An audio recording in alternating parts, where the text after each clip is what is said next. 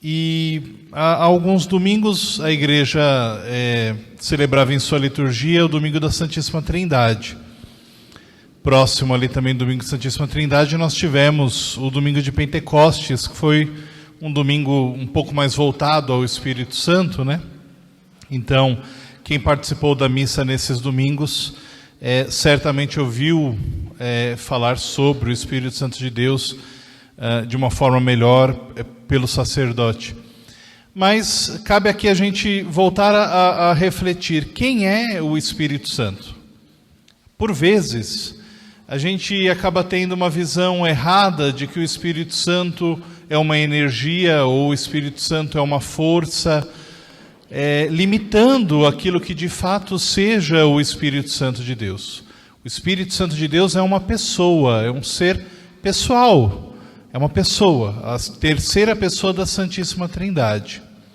Quando nós vemos o Antigo Testamento, nós vemos referências ao Espírito Santo de Deus, mas no Antigo Testamento ainda não está muito claro, quando lemos a diferença do Espírito Santo e talvez do Pai. A gente não vê talvez muito essa clareza no Antigo Testamento.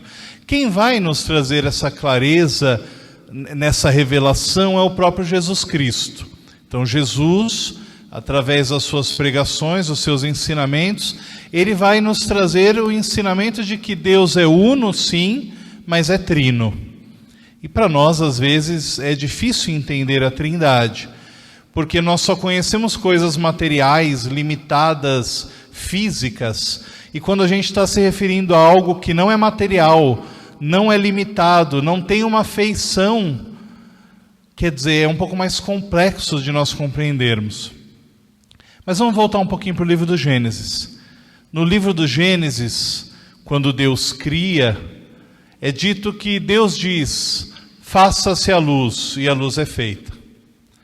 Quando nós falamos algo, nós utilizamos de palavra, então nós utilizamos da palavra para falar, e para falar também nós utilizamos do vento, do ar.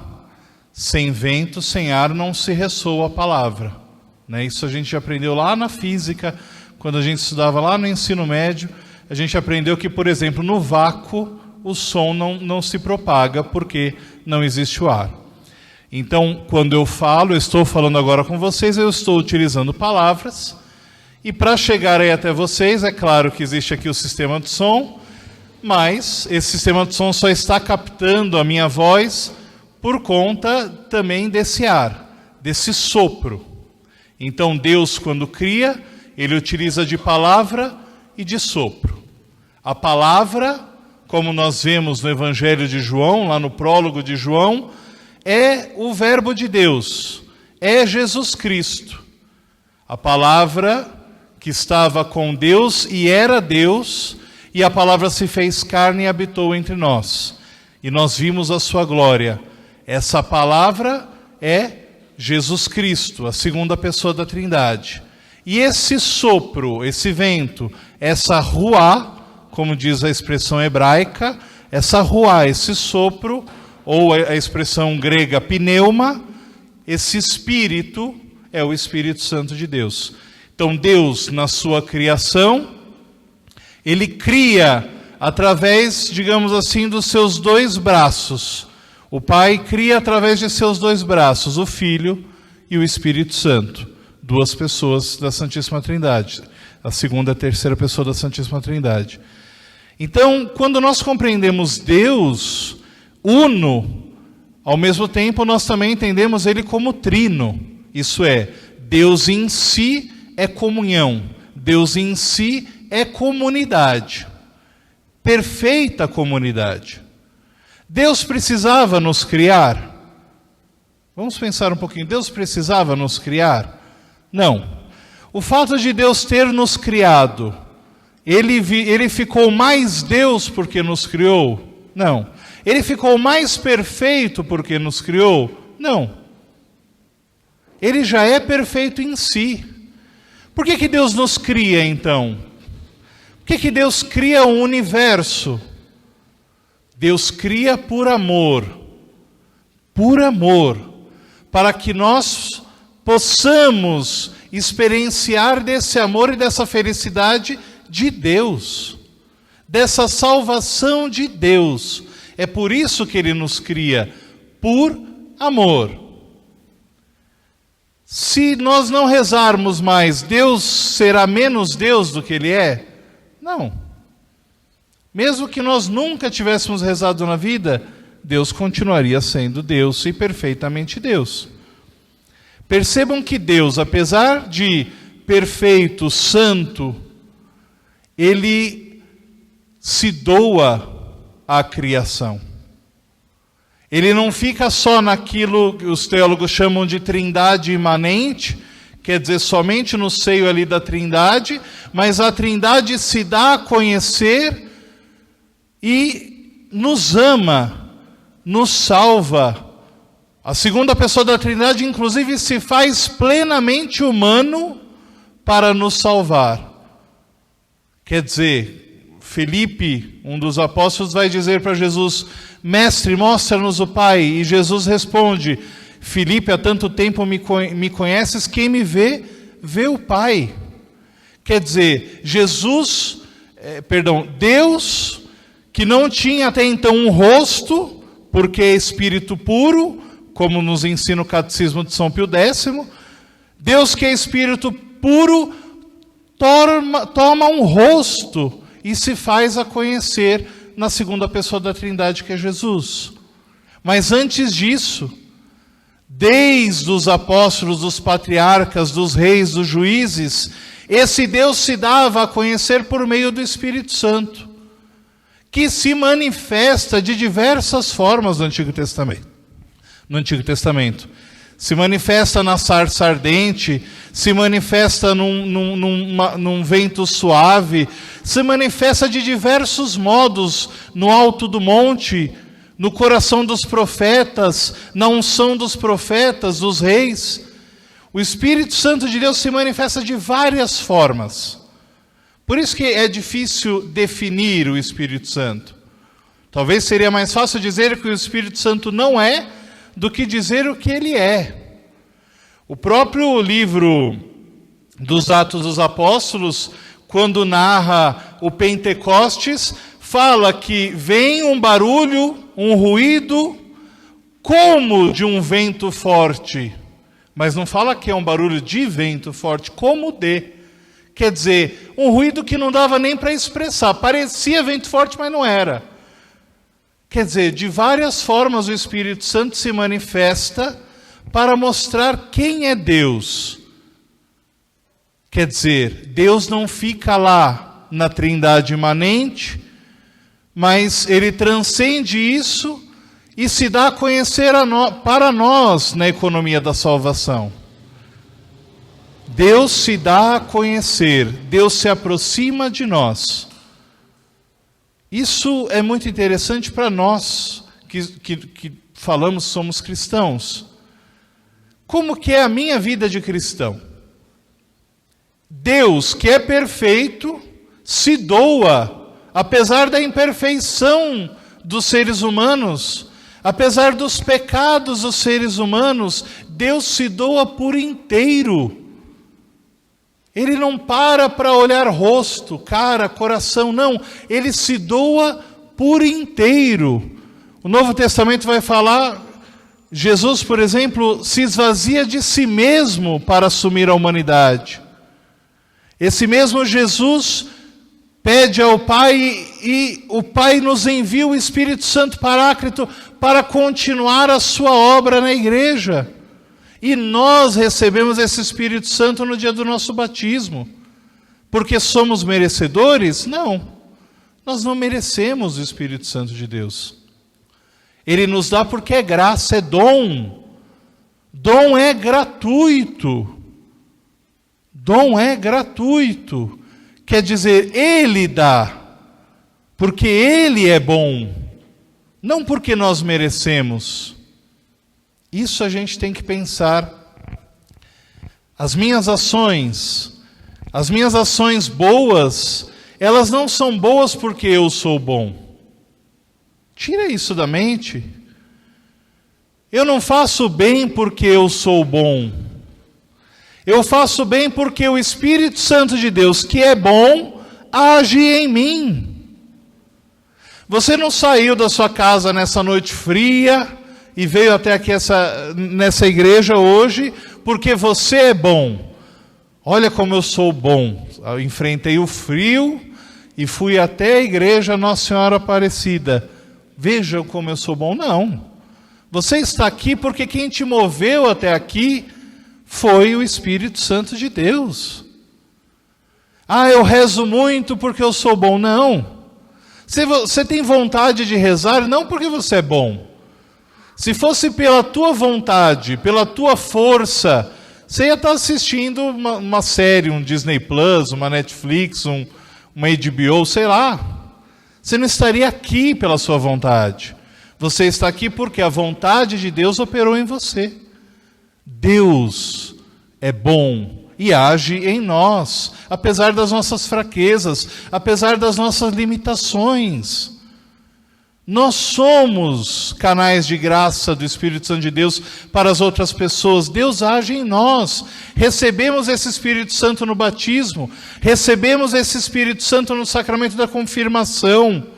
E por quê? E para que nós recebemos esse Espírito Santo?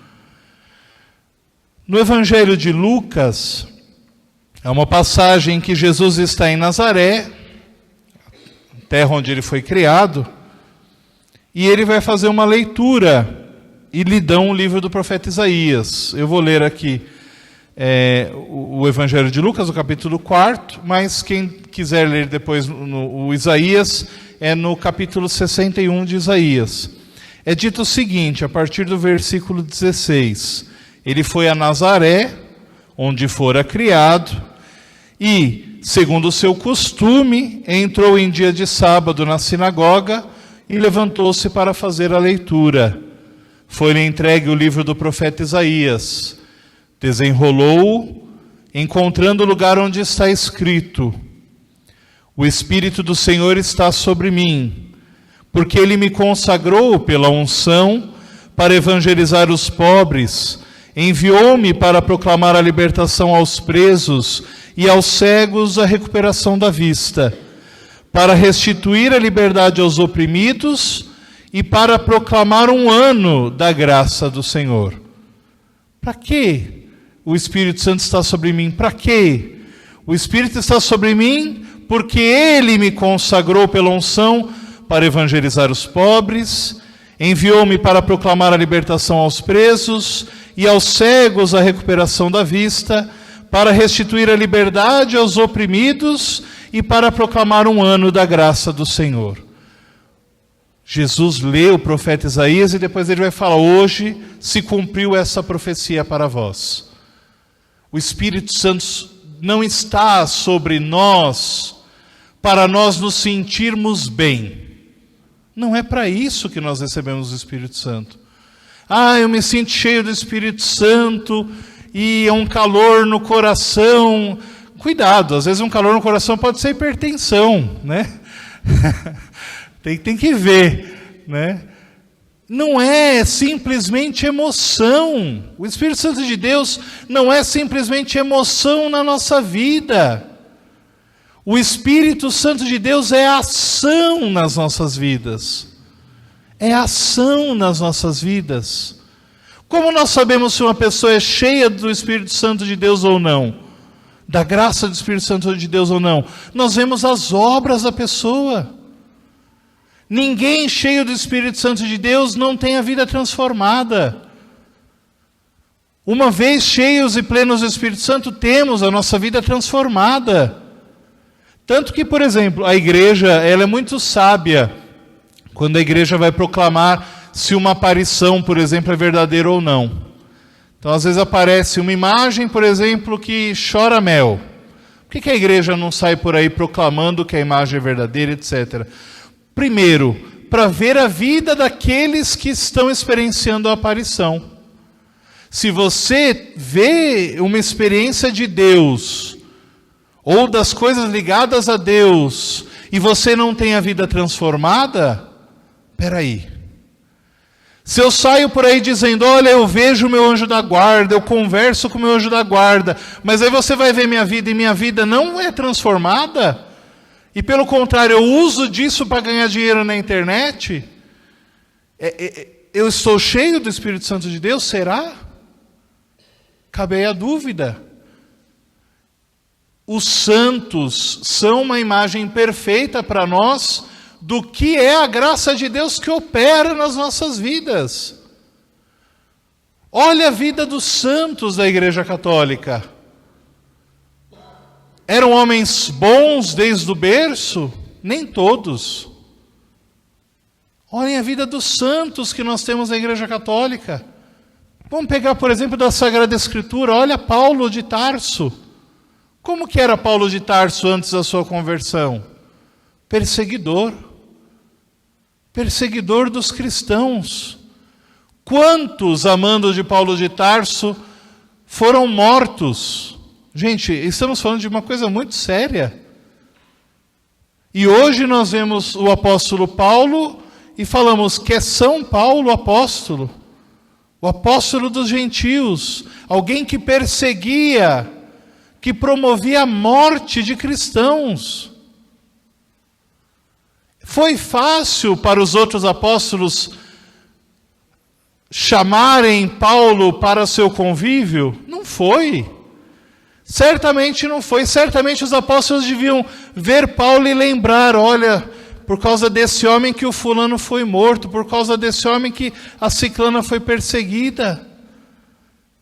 Mas por conta disso, de ser pecador, ele se encontra com o Espírito Santo de Deus, ele tem a vida transformada, e a vida dele muda.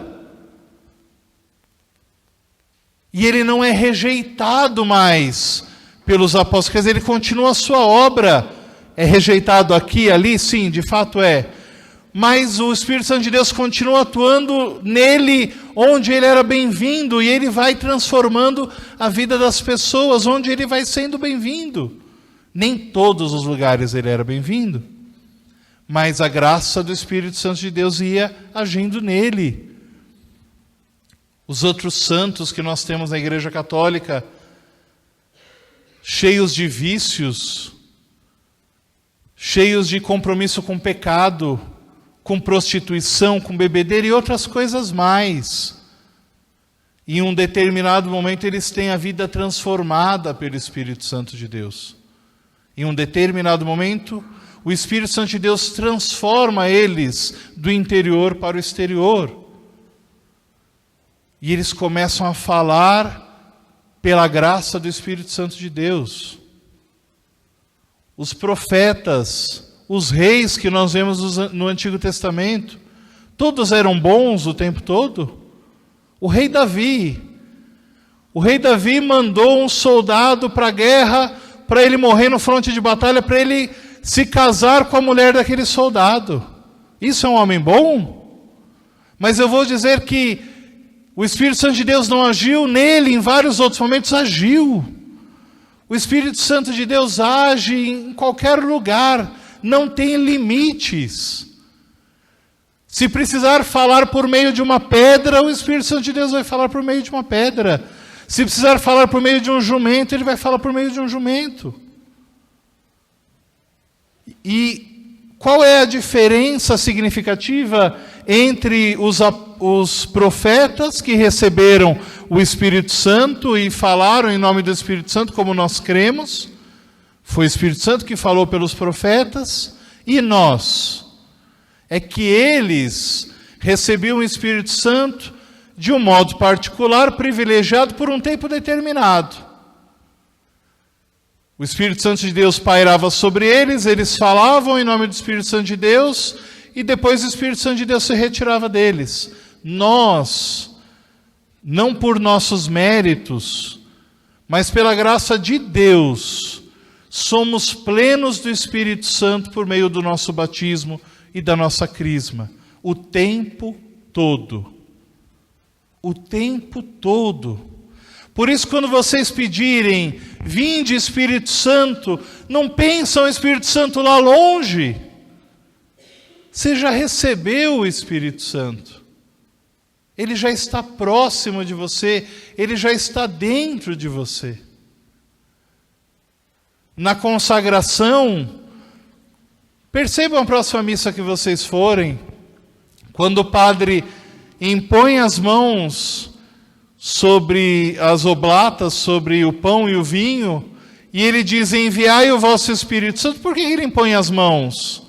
Não é que ele está falando, enviai o vosso Espírito Santo, porque ele está pedindo o Espírito Santo lá do alto.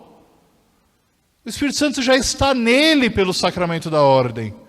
Enviai o vosso Espírito Santo, e o padre faz uma sombra sobre as oblatas, porque já está nele, assim como está em nós pelo batismo. Somos sacerdotes pelo batismo. Não é o sacerdócio ministerial, mas somos sacerdotes, profetas e reis pelo batismo. Ou seja, o Espírito Santo de Deus, que era dado a poucas pessoas no Antigo Testamento, através dos méritos de Cristo, é dado a todos nós, sem ver cara nem coração, é dado a todos nós. E aqui, uma pergunta provocativa: o que eu tenho feito com esse Espírito Santo de Deus que está em mim? Eu tenho guardado só para mim? Eu tenho guardado só para mim esse Espírito Santo? Eu acho então que o Espírito Santo é só uma experiência minha com Deus e eu não vejo o outro, eu não vejo o próximo que precisa dessa acolhida do Espírito Santo, que precisa desse sinal do Espírito Santo. Se nós estamos aqui hoje, como eu disse, foi graça do Espírito Santo, mas historicamente esse Espírito Santo te trouxe aqui por vários caminhos. Por vários caminhos. Quem foi que te mostrou Deus? Quem foi que te falou da igreja? Quem foi aquele teu amigo, aquele teu parente que te falou sobre Deus para que você estivesse aqui hoje? Talvez o pai, a mãe, padrinho, madrinha. Quem foi? Será que você consegue se lembrar e agradecer a Deus por ter usado daquela pessoa como instrumento dele para que ele pudesse chegar em você? Quer dizer, quando nós pensamos no Espírito Santo de Deus, nós não podemos pensar no Espírito Santo de Deus de forma limitada. Sem o Espírito Santo de Deus, a igreja não existiria. A igreja existe por força do Espírito Santo de Deus. Porque se dependesse só de seres humanos como nós, essa igreja já teria terminado há muito tempo. Na era apostólica, talvez já teria terminado a igreja. Os apóstolos tinham brigas entre eles. No começo da igreja, os apóstolos queriam que a igreja fosse só para os judeus. Eles pensavam a igreja fechada só para os judeus. Pensavam, inclusive, que para alguém ser cristão antes tinha que passar pela circuncisão. Antes precisava ser judeu. E foi preciso o apóstolo Paulo, Pedro, para naquele sínodo de Jerusalém, o Espírito Santo de Deus falar e falar, não é isso. Lembrem lá do que Jesus falou em Atos, no capítulo 1, versículo 8. Deixa eu abrir aqui.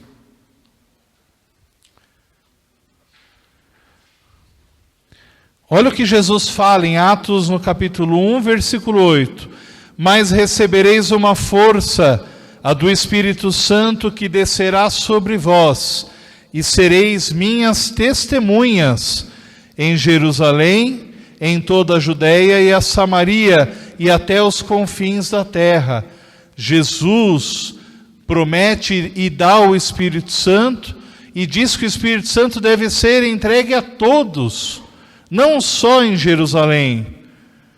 Também na Samaria, que era um povo ligado aos judeus, mas que tinha se desviado historicamente a um certo período, e ele pede esse resgate da unidade do povo de Israel. Mas não só o povo de Israel, a todos os povos, até os confins da terra.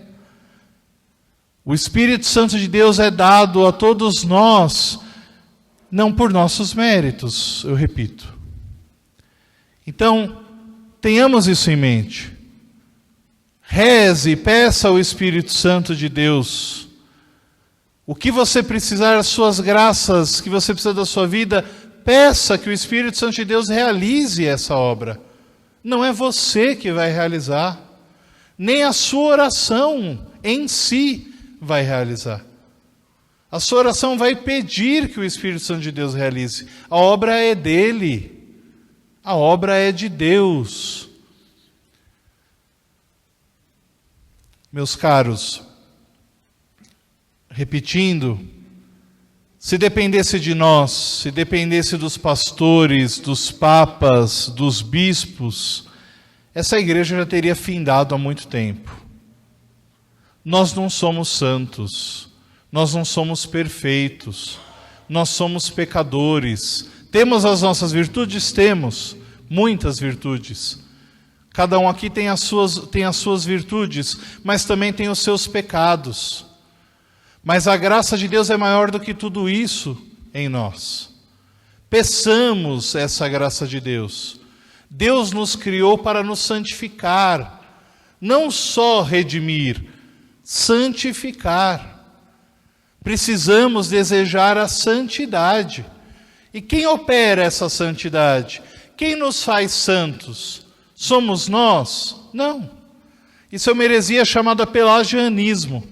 Acreditar que você, por seus próprios méritos, por seus próprios esforços, por sua própria vontade, você vai alcançar a salvação, a santificação. Isso não é cristianismo, isso é pelagianismo. Por nós não conseguimos nada. Nós nos santificamos porque o Espírito Santo de Deus é que nos santifica. A gente tem se preocupado com a nossa santificação, com a nossa santidade. Quem tem criança, quem tem filho, quem tem neto, você tem pensado no futuro do seu filho, do seu neto, para que ele seja santo, para que ela seja santa. Uma criança, quando nasce, a gente escolhe o nome da criança, antes da criança ali nascer, você já escolhe o nome, você escolhe a maternidade, onde você vai querer que a criança nasça, você escolhe o médico. A mãe fala, eu não fui com a cara daquela médica, eu quero o outro médico, a outra médica, você escolhe o médico. Às vezes você escolhe até o enfermeiro que vai ali te ajudar, você fala, não quero aquela fulana ali no parto. Você escolhe aquilo e você faz, e você compra um bercinho, você escolhe a roupinha, você pensa na escola, você vai vendo. A criança nem sabe falar o beabá ainda, mas você já está vendo escola para a criança, qual é a melhor escola, onde tem o melhor IDEB, onde tem não sei o quê. Quer dizer, você escolhe muitas coisas para os filhos, coisas materiais, mas você pensa na santidade, que é a maior e melhor herança que uma criança pode receber. Se preparar para a santidade. A gente prepara não, porque eu estou preparando meu filho para o dia que ele entrar na faculdade, o dia que ele entrar na faculdade. E o dia que ele entrar no céu, será que você está preparando para esse dia? Porque é isso que importa. Às vezes a gente faz planos longos, materiais, e a gente não sabe nem se a gente vai estar vivo amanhã. Eu não sei se eu vou estar vivo amanhã. Eu não sei, pode ser que não esteja. Eu tenho me preparado e tenho preparado aqueles que eu amo para esse dia. E aí depois a gente vê pais, mães que falam, nossa, eu dei de tudo para o meu filho. Eu dei de tudo para o meu filho. Será que deu de tudo mesmo? Ou será que foram só coisas materiais? O material é nada. O material é nada, se corrói, passa, é passageiro. Ah, eu gastei fortuna com estudo. Só isso não basta. Precisamos educar para a santidade. Educar para a santidade. Isso só é possível na graça do Espírito Santo de Deus. Na graça de Deus. É Ele quem vai nos santificar. Tenho me colocado a serviço do Espírito Santo de Deus para que Ele possa agir em mim. Ou eu fico esperando eu ficar perfeito, eu fico esperando eu ser pleno. Gente, se nós formos esperar sermos perfeitos para tomarmos decisões, a gente vai morrer e não vai conseguir nada. Se eu fico pensando, eu vou esperar estudar toda a palavra de Deus, e quando eu tiver a palavra de Deus decorada, eu vou virar catequista. Meu irmão, dica de quem estudei teologia por 5 anos, e cada dia que eu pego para estudar a Sagrada Escritura, eu descubro que eu sou mais burro ainda. Parece que cada dia que eu mais estudo, mais eu sou burro. Assim, quer dizer, mas eu preciso aprender. Quanto mais eu estudo, mais eu sei que eu não sei. E eu não estou falando isso como o filósofo Sócrates, né? Só sei que nada sei. Mas se eu for esperar aprender toda a Escritura, não, você não vai sair do seu lugar. Quando eu tiver uma vida santa aí, eu vou rezar pela conversão. Não, se você for esperar você ter uma vida santa, não. Nada vai sair do lugar. Você tem que começar agora, hoje. No Evangelho de Lucas, essa expressão hoje é muito forte. Por diversas vezes aparece a expressão hoje. Como, por exemplo, quando morre aquele ladrão ao lado de Jesus na cruz, Jesus fala, ainda hoje estarás comigo no paraíso. Hoje. Jesus pede de nós essa abertura ao Espírito Santo de Deus hoje, não amanhã, não depois, porque eu não sei se virá o depois. Um dos santos da Igreja Católica, muitos têm devoção, é um santo bem popular que é Santo Expedito. Talvez muitos conheçam a imagem de Santo Expedito. Santo Expedito carrega uma cruz e na cruz está escrito uma palavra em latim, hodie, hoje. E ele está pisando num corvo, e o corvo tem uma palavrinha saindo da boca do corvo que está escrito cras, que significa depois. De onde vem a palavra, por exemplo, procrastinar, quer dizer, deixar para depois. Quer dizer, nós temos que viver a nossa santificação hoje, não depois. Porque o depois pode ser que não apareça, que não venha. A nossa vida é curta, é limitada. Não sei se você tem olhado para o espelho ultimamente e visto que você não é mais o mesmo de 20 anos atrás. Não é mais o mesmo de 20 anos atrás. Eu acho, inclusive, que teve uma década da minha vida que passou que eu nem vi. Vocês já tiveram essa experiência, né? Eu acho que de 2010 até 2020 eu não vi passar. Até hoje, às vezes, quando eu me refiro a 2008... eu acho que é 18, assim, é uma década ali que foi meio morta, assim, na minha vida, no sentido de que eu nem lembro que existiu essa década. O tempo passa rápido, meu irmão, minha irmã, passa rápido. Quem tem filho sabe disso. Um dia a criança tá lá bagunçando no seu tapete em casa, no outro dia ele já está na escola, você sendo chamado lá pela direção na escola. Passa muito rápido. A vida passa rápido. O que você tem feito da sua vida? Você vai esperar se aposentar para ter uma vida de oração? Não, quando eu estiver aposentado. Gente, se for esperar nesse Brasil de meu Deus para a gente se aposentar, não vai acontecer. Não vai acontecer. Quer dizer, a vida passa rápido, é imprevisível. E o Espírito Santo de Deus tem clamado por você hoje. Eu quero fazer uma obra nova na sua vida hoje. Não amanhã, não depois. Hoje. Já pensou se os profetas tivessem deixado para fazer as suas profecias no dia de amanhã? Não, amanhã eu faço, amanhã eu não estaremos aqui. Como Jesus fala, para serdes minhas testemunhas. A palavra testemunha em grego, martiria, não é uma simples testemunha de jurar em nome de alguém, de falar, ó, fulano está falando a verdade. Não é isso. Ser testemunha é dar a vida. Ser testemunha é doar-se ao outro. É o caso, por exemplo, se você é chamado para ser testemunha no judiciário e você der uma afirmação falsa, você vai preso. Por quê? Porque ser testemunha é entregar-se plenamente à verdade. E como diz o Evangelho, Jesus é o caminho, a verdade e a vida. Serdes minhas testemunhas. Será que nós somos testemunhas de Jesus? É para isso que nós recebemos o Espírito Santo. Recebereis o Espírito Santo para serdes minhas testemunhas. Somos testemunhas de Jesus? Testemunhamos a Jesus? As pessoas, quando nos veem, elas veem Jesus? As pessoas, quando nos veem, elas veem a Igreja Católica?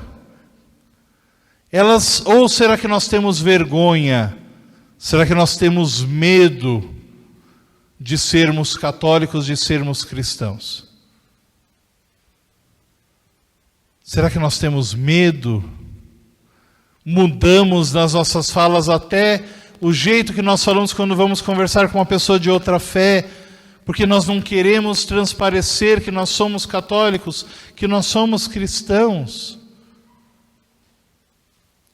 Nós precisamos ser testemunhas de Jesus.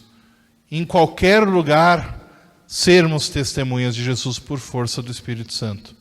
No trabalho, no estudo, na família. Antes do seu filho ver uma mãe e um pai, ele deveria ver um perfeito e autêntico cristão. Antes de ver a avó, o avô, ver um bom cristão. Antes de ver o sacerdote, um bispo, ver um bom cristão. Nós temos que ter essa missão de sermos testemunhas, porque é para isso que nós recebemos o Espírito Santo de Deus. Amém? Eu peço que fiquemos em pé.